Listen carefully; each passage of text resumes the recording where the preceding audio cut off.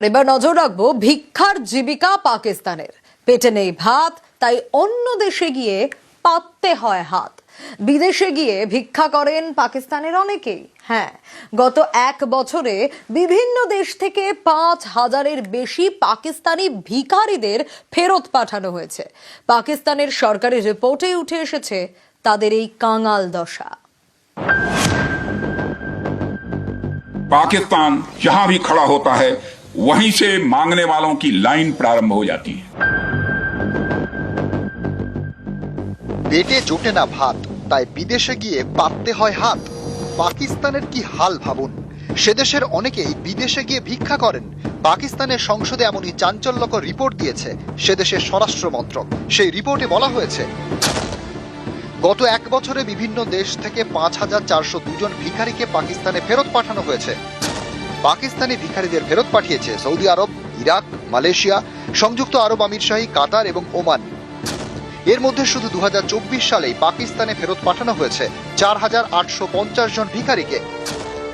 এর মধ্যে 4,498 জন ফিরিয়েছে সৌদি আরব, 242 জনকে ফিরিয়েছে ইরাক, মালয়েশিয়া ভাগিয়েছে 55 জনকে এবং সংযুক্ত আরব আমিরশাহী 49 জনকে। আর এবছরে অর্থাৎ 2025 সালে 552 জন পাকিস্তানি ভিখারিকে দেশে ফেরত পাঠানো হয়েছে। এর মধ্যে 535 জনকে তাড়িয়েছে সৌদি আরব। সংযুক্ত আরব আমিরশাহী থেকে ফেরত পাঠানো হয়েছে 9 জনকে আর ইরাক থেকে 5 জনকে।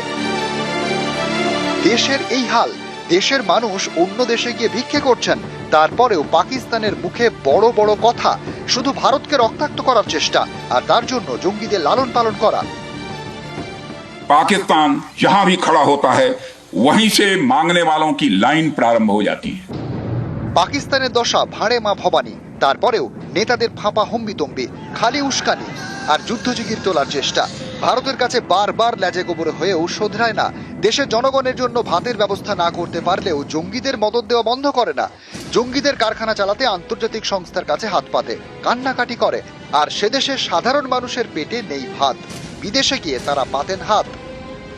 पाकिस्तान जहां भी खड़ा होता है वहीं से मांगने वालों की लाइन प्रारंभ हो जाती है। নিউজ 18 বাংলা।